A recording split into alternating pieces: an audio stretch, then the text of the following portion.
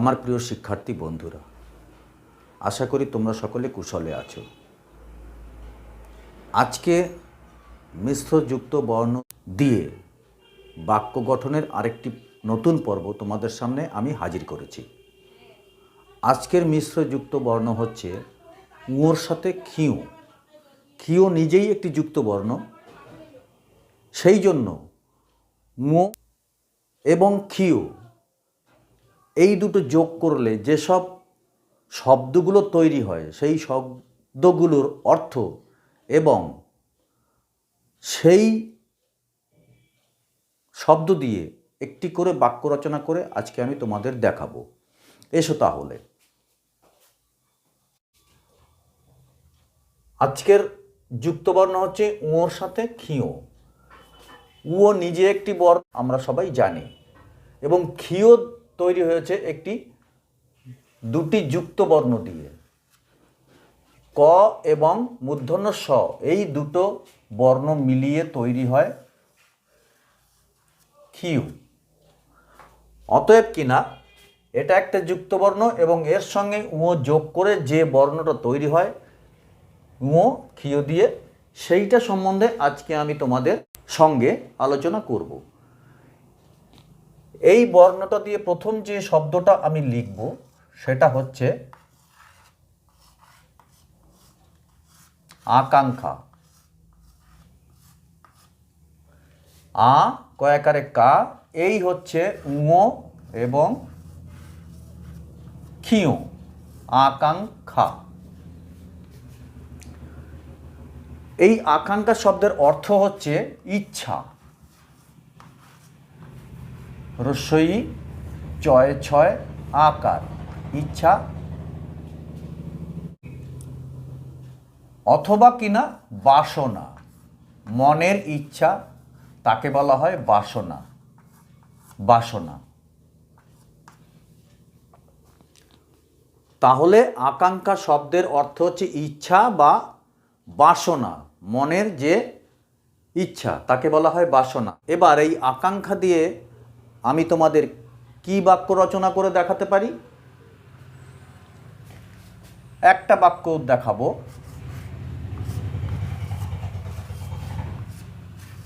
ধনী হওয়ার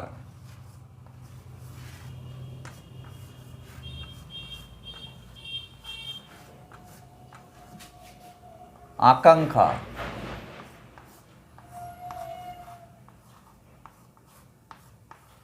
এই হচ্ছে উঁ ক্ষিউ দিয়ে তৈরি শব্দটা। আকাঙ্ক্ষা, ধনী হওয়ার আকাঙ্ক্ষা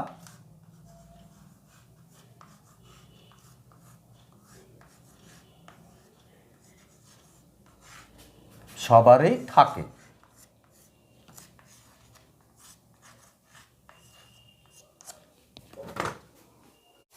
আকাঙ্ক্ষা হচ্ছে ইচ্ছা বা বাসনা। আকাঙ্ক্ষা বলতে আমরা তাই বুঝি, সেইটাই তোমাদের এখানে আমি দেখালাম। 2 নম্বরে যেটা দেখাবো সেটা হচ্ছে কাঙ্ক্ষিত।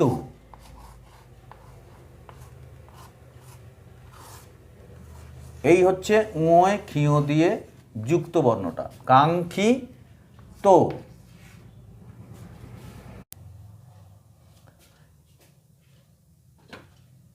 উচ্চারণ অনেকটা অং এর মতো, নাকে উচ্চারণ করতে হয়, তারপরে যে বর্ণটা থাকে সেইটা উচ্চারিত হয়। যেমন আকাঙ্ক্ষা, আংখা, এটা কাঙ্ক্ষিত। কাঙ্ক্ষিত, কাঙ্ক্ষিত শব্দের অর্থ বাঞ্ছনীয়, যেটা হওয়া উচিত। বা ইয় ছয়ঞ্চ, বাঞ্ছনীয়, অর্থাৎ কিনা কাঙ্ক্ষিত শব্দের অর্থ বাঞ্ছনীয়, এটা হওয়া উচিত। এটা দিয়ে একটি যদি বাক্য রচনা করি,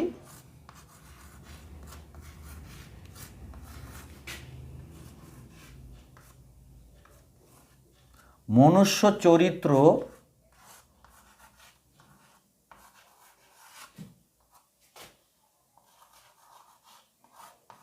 সৎ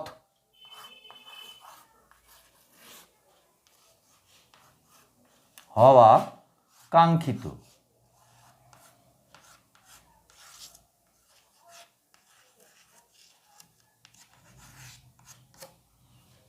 মনুষ্য চরিত্র সৎ হওয়া কাঙ্ক্ষিত। কাঙ্ক্ষিত শব্দের অর্থ বাঞ্ছনীয়, এটা হওয়া উচিত। 3 নম্বরে যেটা দেখাবো সেটা হচ্ছে দূরাকাঙ্ক্ষা। দয়রস্যু রয়াকার কয়াকার ময় ক্ষীয় দিয়ে আকার, দূরাকাঙ্ক্ষা। এই দূরাকাঙ্ক্ষা শব্দটার অর্থ হচ্ছে দুর্লভ বস্তু লাভ করার আশা।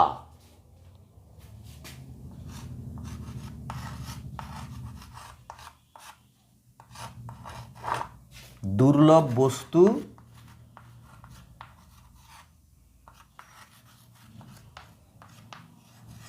লাভ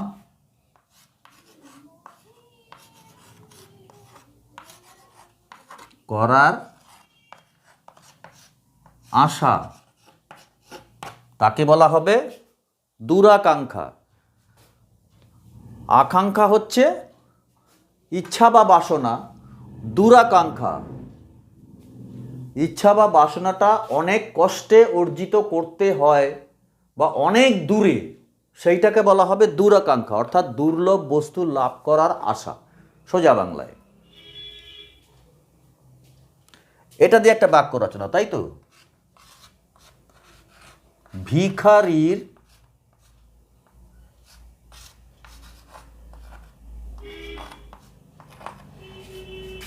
রাজরানী হওয়া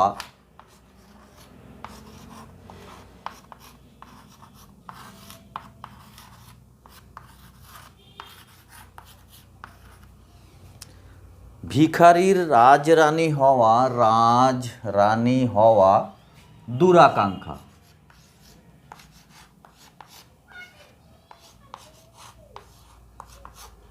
এই হচ্ছে উ দিয়ে ক্ষীয় বর্ণটা। এরপরে দেখাচ্ছি 4 নম্বর।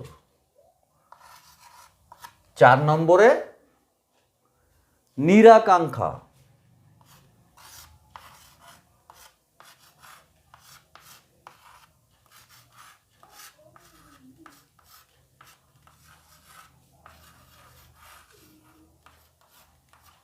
নিরাকাঙ্ক্ষা, এই নিরাকাঙ্ক্ষা শব্দের অর্থ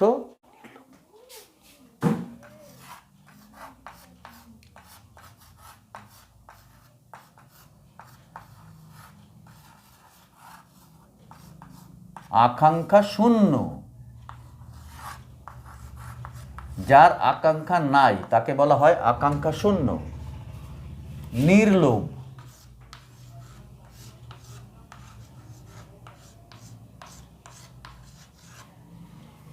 যার লোভ নেই তাকে বলা হয় নিরাকাঙ্ক্ষা। এটা দিয়ে একটা বাক্য রচনা।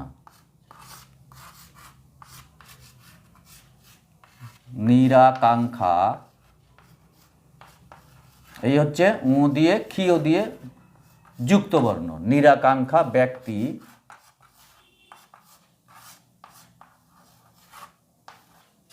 পৃথিবীতে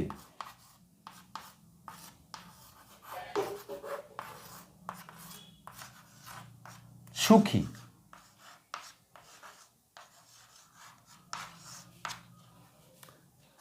নিরাকাঙ্ক্ষা ব্যক্তি পৃথিবীতে সুখী।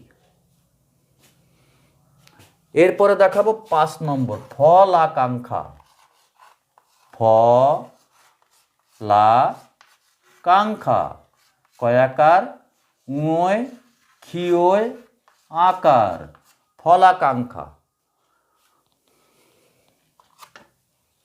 ফলাকাঙ্ক্ষা হচ্ছে কোনো কাজ করার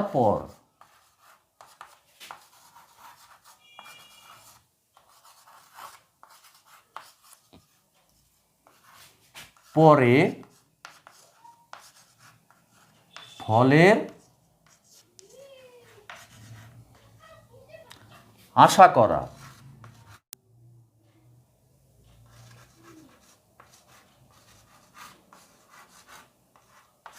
আমরা কোনো কাজ করে তার ফলের আশা করবই বা করতেই পারি, সেটাকে বলা হয় ফলাকাঙ্ক্ষা। এটা দিয়ে যদি একটা বাক্য রচনা করি,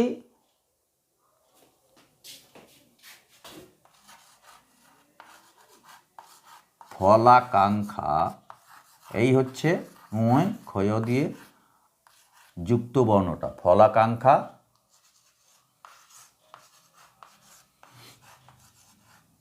জীবনের ধর্ম। আমরা কোনো কাজ করে তার ফলের আশা করবই, করতেই পারি, সেইটা আমাদের জীবনের ধর্ম, কিন্তু অধর্ম নয়। 6 নম্বরে লিখব শুভাকাঙ্ক্ষা। শুভকাঙ্ক্ষা, শুভ কাঙ্ক্ষা, এই শব্দের অর্থ হচ্ছে শুভ কামনা বা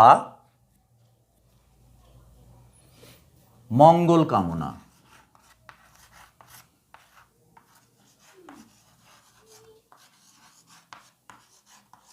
শুভকামনা বা মঙ্গল কামনা, শুভকাঙ্ক্ষা শব্দের অর্থ। এইটা দিয়ে একটা বাক্য রচনা, আমি তোমার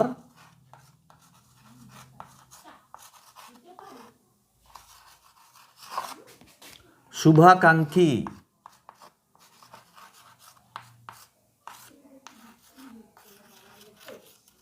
এই হচ্ছে ইয় দিয়ে ক্ষিয় দিয়ে যুক্ত বর্ণটা, শুভাকাঙ্ক্ষা বা শুভাকাঙ্ক্ষ বা শুভাকাঙ্ক্ষী, আমি তোমার শুভাকাঙ্ক্ষী।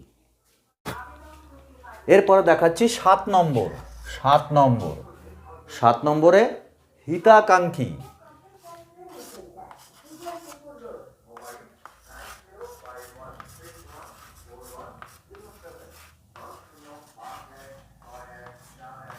হিতাকাঙ্ক্ষী, এই হিতাকাঙ্ক্ষী শব্দের অর্থ যে কল্যাণ কামনা করে, যে কল্যাণ কামনা করে, অর্থাৎ কিনা যে অন্যের ভালো চায় তাকে হিতাকাঙ্ক্ষী বলা হয়। এটা দিয়ে বাক্য রচনা হলো মা বাবাই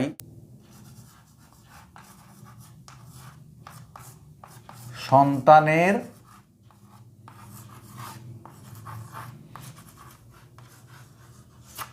একমাত্র হিতাকাঙ্ক্ষী। দিয়ে ক্ষিয় দিয়ে শব্দ, মা বাবাই সন্তানের একমাত্র হিতাকাঙ্ক্ষী, ক্ষিয় যুক্ত বর্ণের দীর্ঘইকার, হিতাকাঙ্ক্ষী। এরপরে দেখাচ্ছি 8 নম্বর, কাঙ্ক্ষনীয়।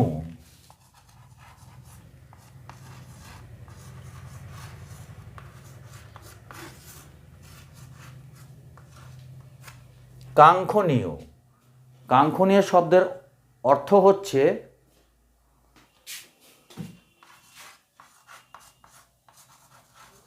আকাঙ্ক্ষার যোগ্য।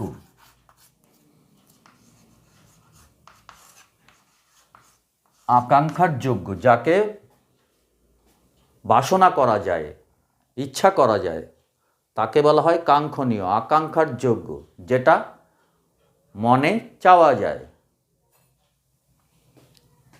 তাহলে এটা দিয়ে বাক্য রচনা,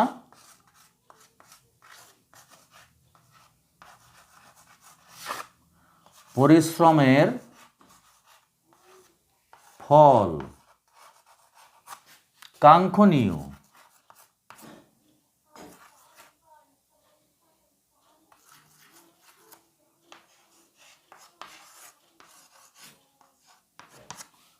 অর্থাৎ কিনা আমরা পরিশ্রম করলে তার ফল আশা করতেই পারি। অতএব বন্ধুরা, আজকে ঙ দিয়ে ক্ষীয় দিয়ে যে যুক্ত বর্ণটা তৈরি হয়, সেই বর্ণ দিয়ে আমি যে কটা শব্দ জোগাড় করতে পেরেছি সেই কটার শব্দার্থ, অর্থাৎ সেই শব্দের কি অর্থ, এবং সেই শব্দ দিয়ে একটি করে বাক্য রচনা করে আমি তোমাদের দেখালাম। এর পরের ভিডিও আমি নিয়ে আসব শব্দের মধ্যে কোথায় মূর্ধন্য এবং কোথায় দন্তন্য হবে তার একটা বিস্তারিত পর্ব। আশা করব তোমরা সবাই সেই পর্বটি দেখবে, তাহলে তোমাদের এর আগের দিন যেমন বয়শূন্য র এবং ডয়শূন্য র দিয়ে একটা পর্বে পারি নাই, দুটো পর্ব দিয়ে তোমাদের দেখিয়েছি। আমার মনে হয় মূর্ধন্য এবং দন্তন্য দিয়ে যে পর্বটা সেটাও এক পর্বে হবে না, অনেক বিস্তারিতভাবে তোমাদের দেখাবো। তোমরা দেখলে কোথায় মূর্ধন্য লিখতে হবে এবং কোথায় দন্তন্য লিখতে হবে এই সম্বন্ধে বিস্তারিত অভিজ্ঞতা তোমাদের হবে। অতএব আজকের পর্ব আমি এখানেই শেষ করলাম। আশা করি আমার ভিডিও দেখে তোমাদের উপকার হবে। অতএব আমাকে একটি লাইক ও সাবস্ক্রাইব করে আমার পাশে থেকে আমাকে উৎসাহিত করবে। তোমরা সবাই ভালো থেকো, আগামী ভিডিও আসা পর্যন্ত। ধন্যবাদ।